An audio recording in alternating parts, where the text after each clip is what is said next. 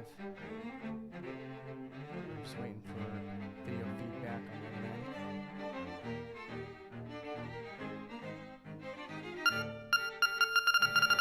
What do we got? Anything? No?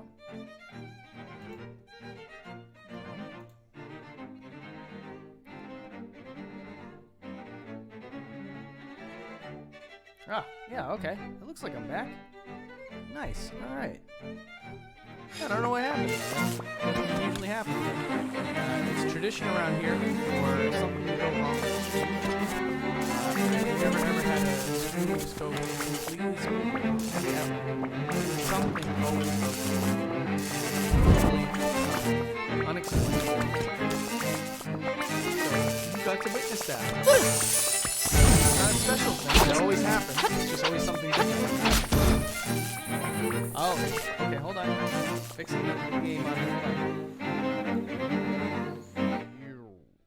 There we go. Okay.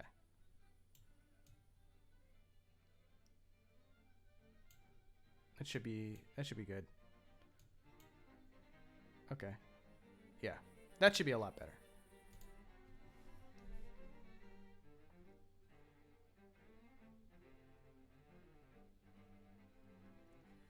It should be fine now, right?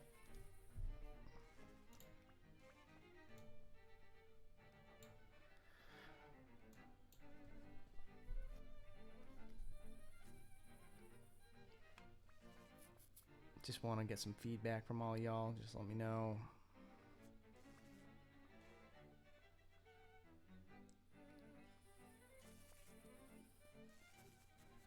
Yeah. Fair enough. Oh man, that little glitch crippled the stream. Now we're down to 5 people.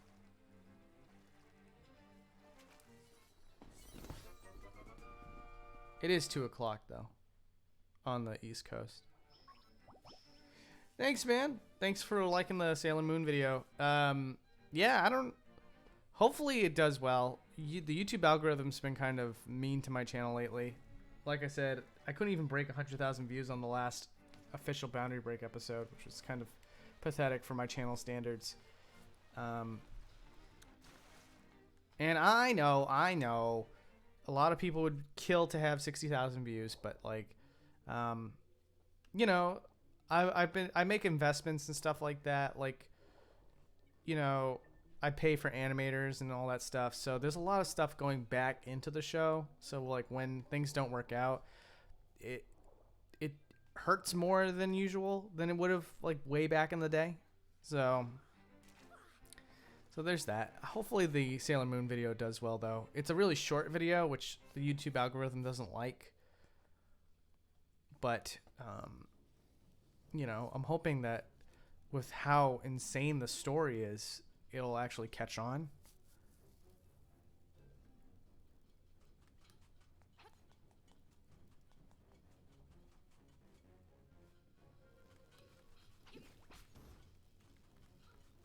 Oh wow, we just moved right on to the next dungeon, huh? Not much story.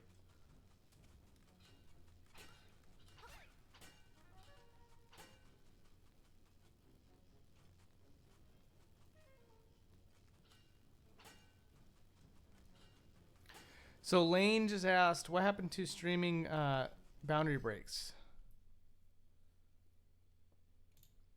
And it's going to happen. People on Twitter voted for a Link's Awakening. And so this is the first thing I'm streaming. But to everybody that's here right now, the next stream I'm going to be doing is going to be very, very soon. And it's going to be Super Smash Bros. Ultimate Boundary Break, not just playing the game. There might be a little bit of playing the game, but I'm going to be boundary breaking it as well. So look forward to that. I actually would put that on the main channel. And I know I already explained this in another way earlier in the stream if you were here. But another thing I want to add too is I actually would probably have streamed the Super Smash Bros. Ultimate content on the main channel, but because the last 2 videos haven't been doing so great, I don't want to risk losing subscribers and making the algorithm think that my channel is completely dead. So right now it's probably just going to be exclusive to the Secret She Says channel.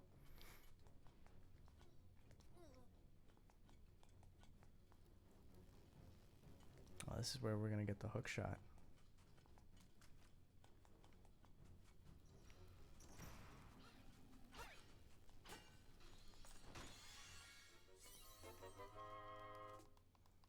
Oh, that was a freebie.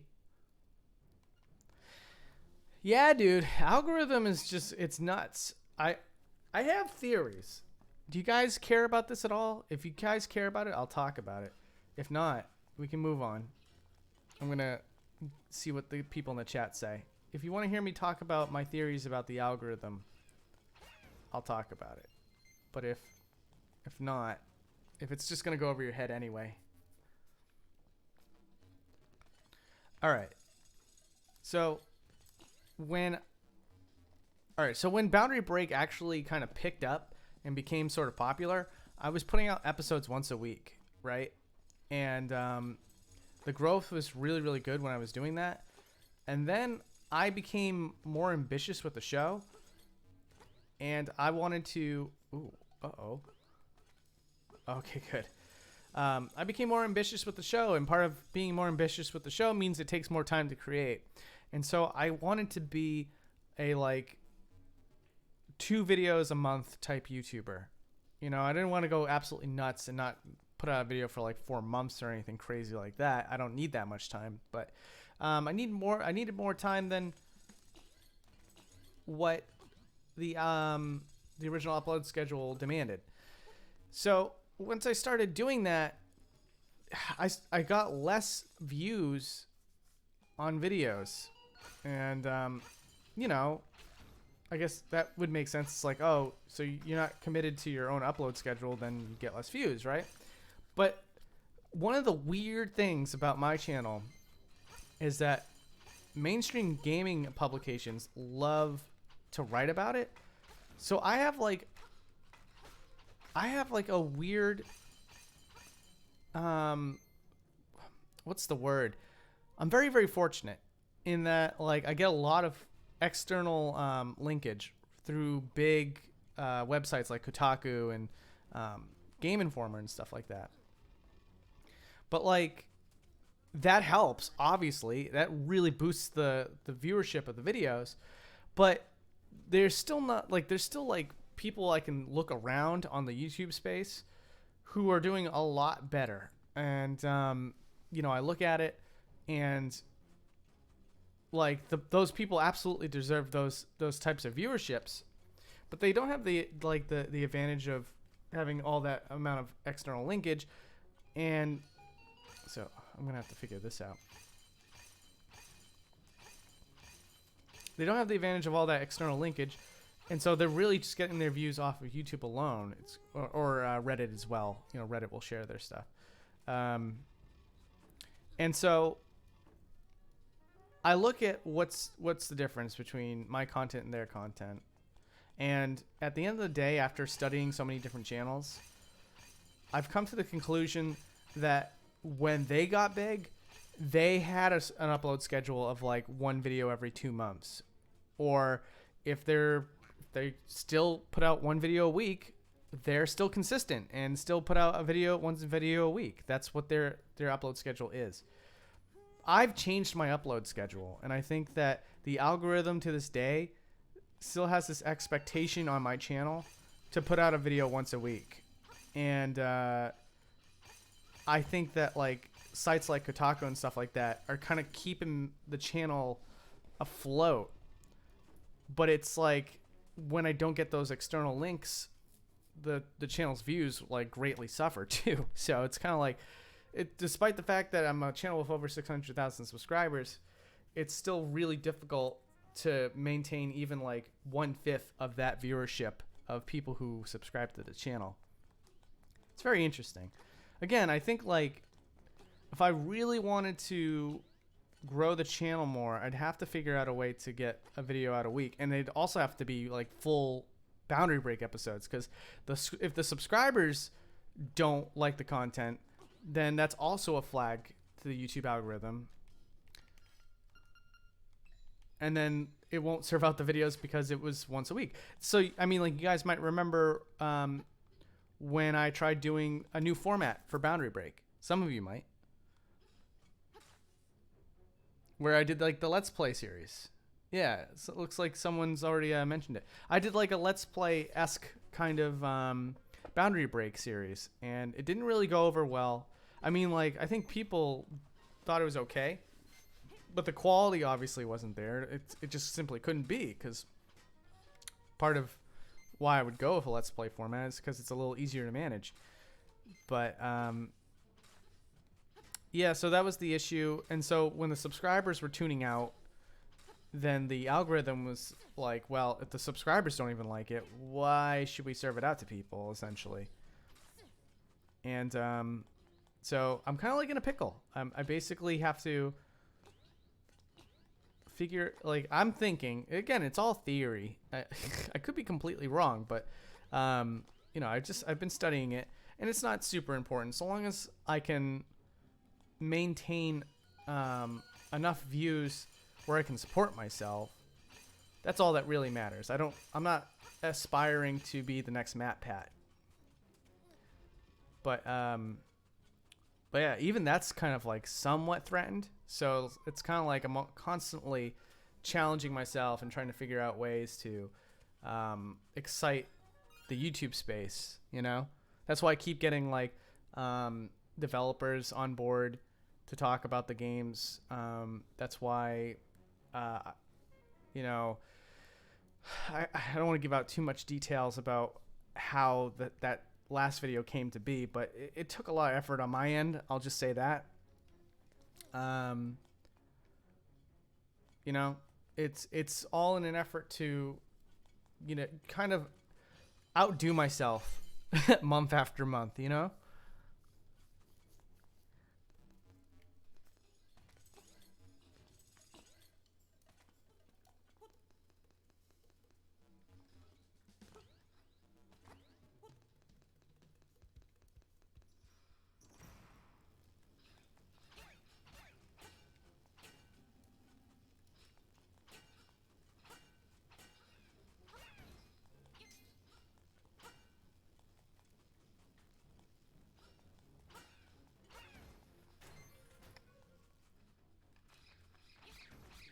Yeah, of course, no problem.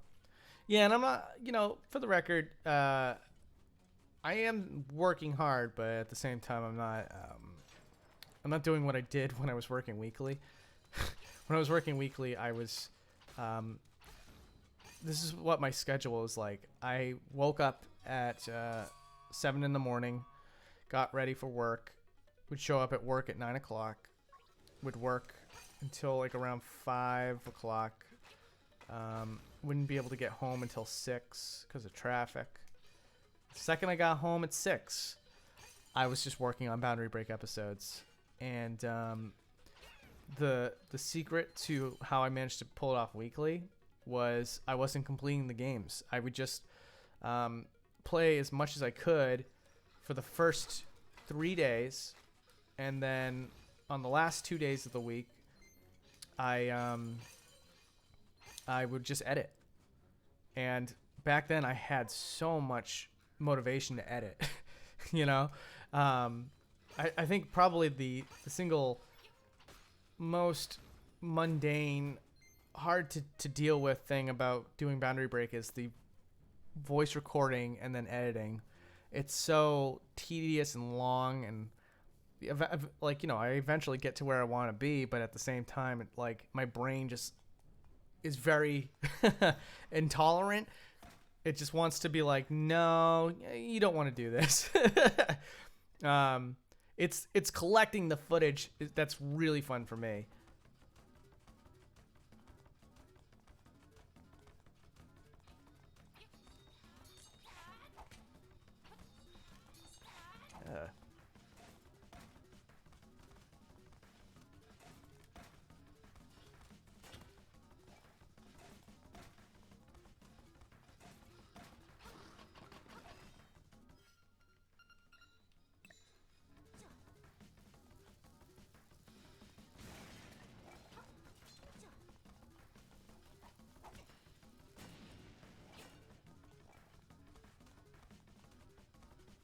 1 second. I'm just focused on this boss, and then I'll look at the chat.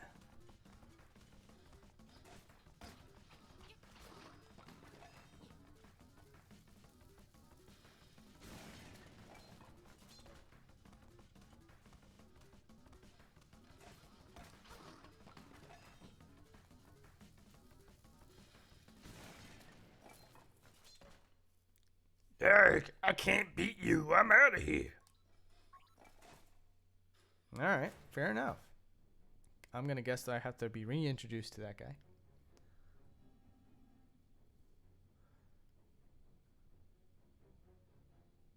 guy. Have I tried calling Susan to have her hack the YouTubes to make you get the epic views and ads? No, I haven't tried that yet. No, surprisingly, there's still some YouTubers out there that have connections to the inside. I don't anymore. I did for a little while, and then that guy left the company, and he was like, we're not going to have anybody fill in for me. And I was like, oh, shoot, that stinks. And I was like, well, I guess nobody's getting access anymore. And then I went to a YouTube exclusive party hosted by YouTube. And then I went to go talk to Gerard the Completionist. And I was like, Gerard, how's it going, man? He's like, oh, good. I'm just talking to my YouTube rep. And I was like, your YouTube rep? And he was like, yeah, don't you have one? And I was like, not anymore. And the guy was like, oh, yeah, we'll figure something out for you. Didn't happen. It's all good. Not that they would have been able to do anything like on that level. I wouldn't be able to be like, hey, I have a theory. Hold on, what's this say? I've got what's inside this box. Come and get it if you can. Master. Oh, okay.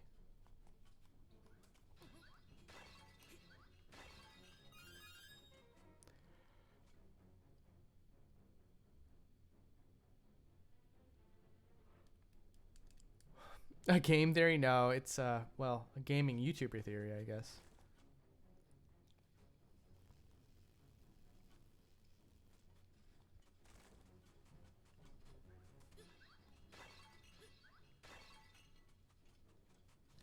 Yeah, I feel like there's not much I can really do, honestly.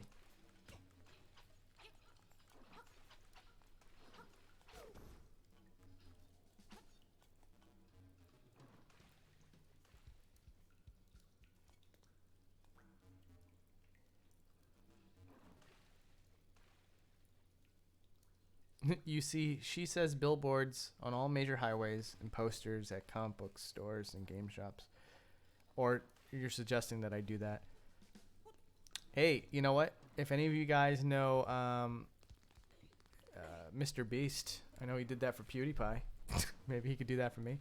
I know MatPat's looking to make a video to actually like, you know, do a shout out for YouTubers that could use a shout out. But nobody mentioned my name. It was all like Arlo and stuff like that. So, it looks like I'm probably out of luck there too.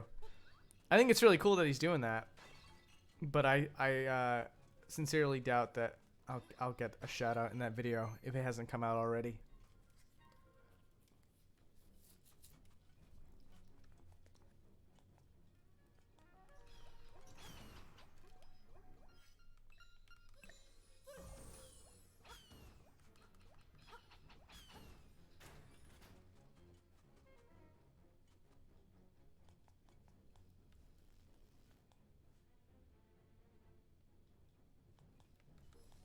Oh, I guess that doesn't work.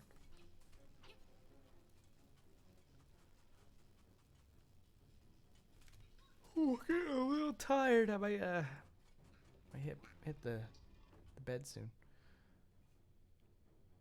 Yeah, you know, it's funny. I think like at my stage, someone just mentioned that Game Explain shouts me out, which is, those guys are great. I love those guys. Sometimes I get to be on their discussions and stuff, and I know for a fact it doesn't really do much for getting me new subscribers. It's not the point. I just love Game Explain, and it's always been a dream of mine to be on a Game Explain discussion. I used to listen to them while mowing the lawn and all that stuff when they were talking about Super Smash Brothers for Wii U. And I used to love their discussions, and to be able to just be on the discussions was like a dream come true for me. That being said, though, yeah, it doesn't really do much for getting me new subscribers at this point. And I think like a lot of it would have to be like a really big YouTuber. It would have to be like someone like MatPat or like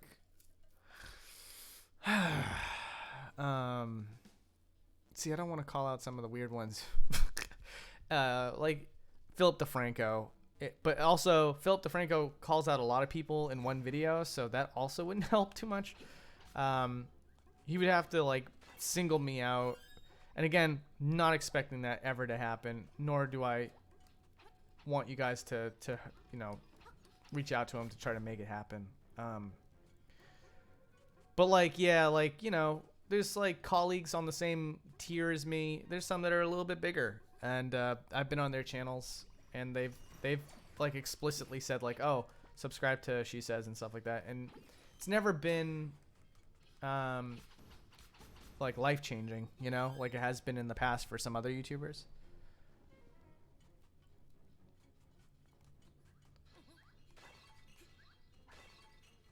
Like, for example, again, I was on.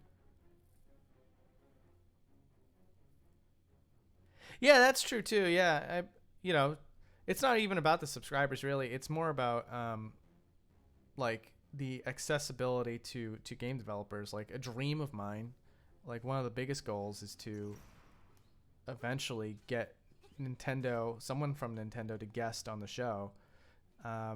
And preferably not someone who's retired from Nintendo. Like, it would be great to have Nintendo's cooperation. It's a tall order, for sure, because they're very, very protective. And I know that one of their policies, this is a true story. One YouTuber that I know is in the Nintendo brand ambassador program or something like that. And they keep getting invited out to stuff, and so me and one other YouTuber was just like, hey, can you like put in a good word for us or something? And he was like, oh, absolutely. And he sent out an email. I was like, these guys are great, you should also put them on the program too. Couldn't recommend them more. And at PAX East, I got to do an interview, like a meeting with one of the recruiters for that program. And the person asked, I knew how it was going to go from the start because I had read up on what they expect. I don't know how to do this without dying. I knew what to expect. So, oh, jeez. Oh, jeez. Okay, here we go. Oh, I survived. I think I'd rather die, honestly. I want to save that for the boss. Yeah. Anyways, I talked to the woman, and it was super awkward because I knew sitting there, and she knew sitting there, and the question eventually came up. She was like, "So, how do you do these videos?" I was like, "There it is," and I was like, "Well." I manipulate the game's assets, and basically I have people make tool sets, and they were like, then she made the question more targeted. She was like, so you're hacking the game? And I was like, no, I mean, you could phrase it that way, but it's more innocent than that. And so that's basically how I'm gated from ever getting to have anybody from Nintendo guest on the show.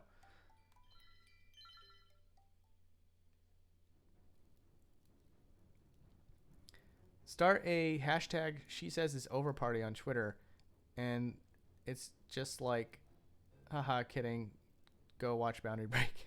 And I see that you're joking there. Yeah, No, I don't think I don't think there's any real cause for concern just yet. I think it's just, I'm just letting you guys in on the fact that it's like, um, there's been some wild stuff that we've managed to accomplish on Boundary Break, right? Like, wouldn't you guys agree? There's some like really impressive things that I'm offering to the table these days, and I couldn't be more proud of what I've accomplished. But again, when you compare it to some of my colleagues and around the same subscriber base too, you gotta admit the views don't quite match up to like the type of content that I'm providing. I mean, like, if, and I mean this sincerely, if anybody in this chat disagrees and wants to kind of ground me a bit, bring me back to earth, please say so. But like, you know,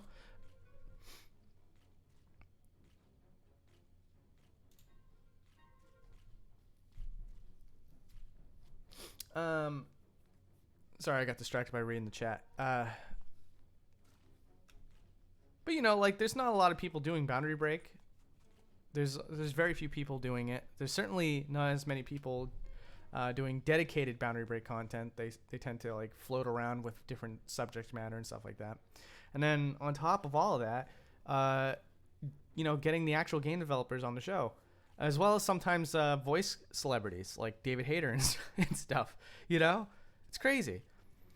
But whatever.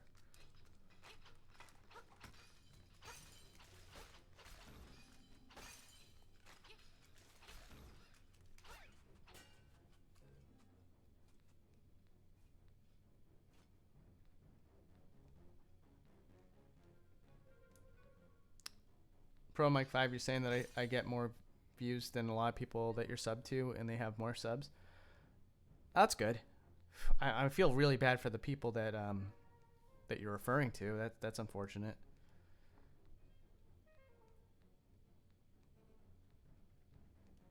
Yo, thanks, Paul. I really appreciate it, man. Thank you.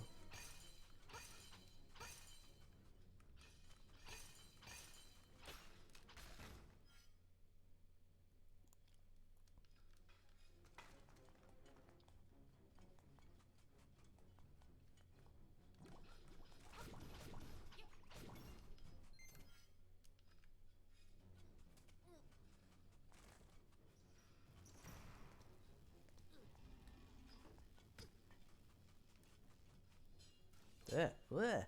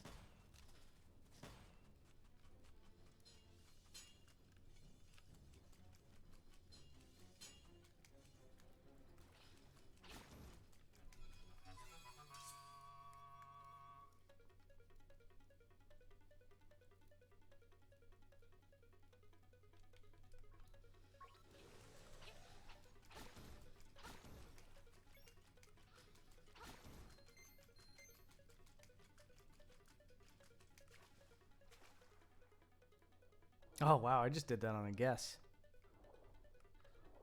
Bloopers.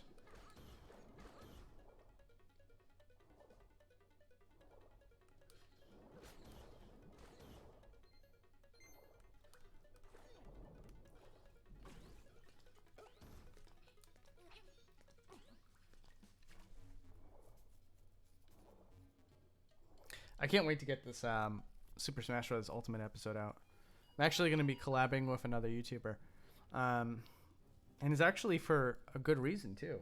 Not just the fact that I get a chance to bring up somebody who's also hustling and doing really good work out there, but also because he has a tool set that I don't have access to. So, I'll be able to do one part of the Super Smash Bros. Ultimate episode, and he's going to be able to do another. So that's pretty cool. makes me really happy to be able to have him on, and also very thankful that he's able to help me out, you know?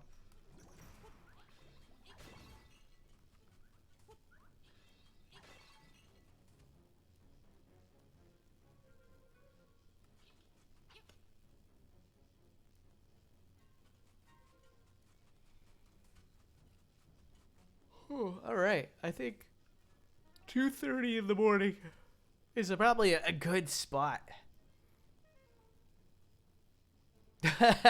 Paul says, was so excited to see Vinny on Boundary Break and wasn't sold on Vinny's delivery. Um, you know what?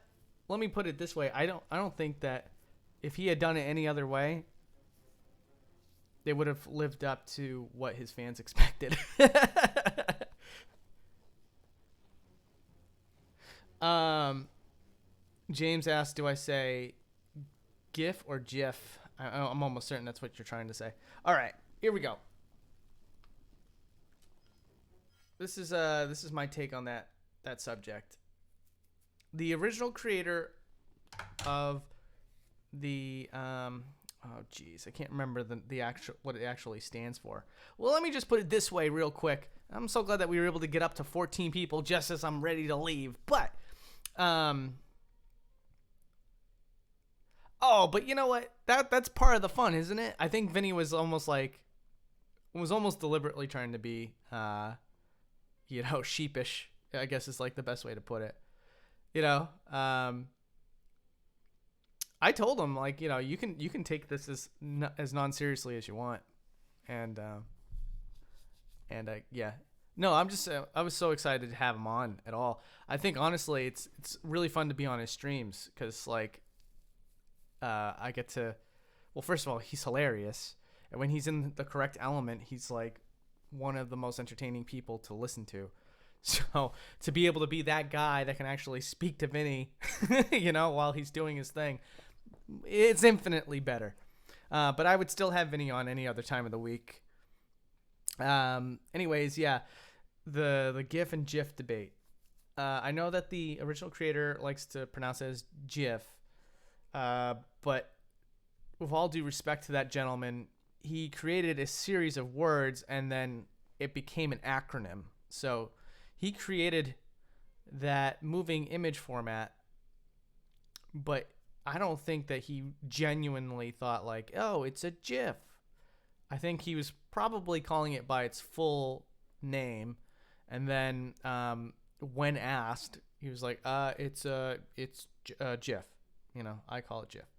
I think it makes more sense to pronounce it GIF. When you look at it, it's a G, not a J. Another thing is that it's. I'm trying to think. There was a way that I made this all made sense in my head. It's 2:30 in the morning though.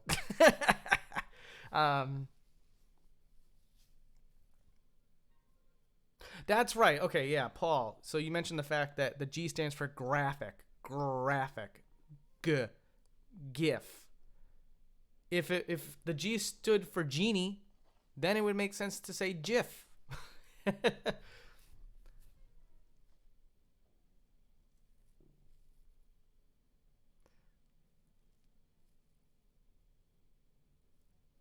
All right. Anyways.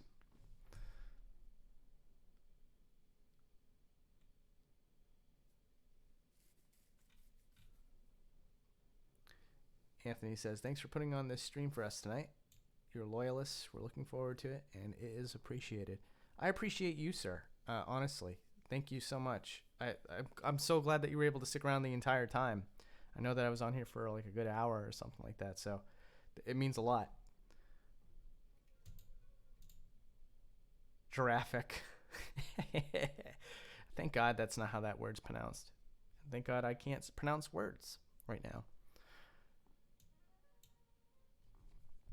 But yeah, I'll be coming back real soon. Probably tomorrow, maybe the day after, and it's gonna be Super Smash Bros. Ultimate with real boundary breaks.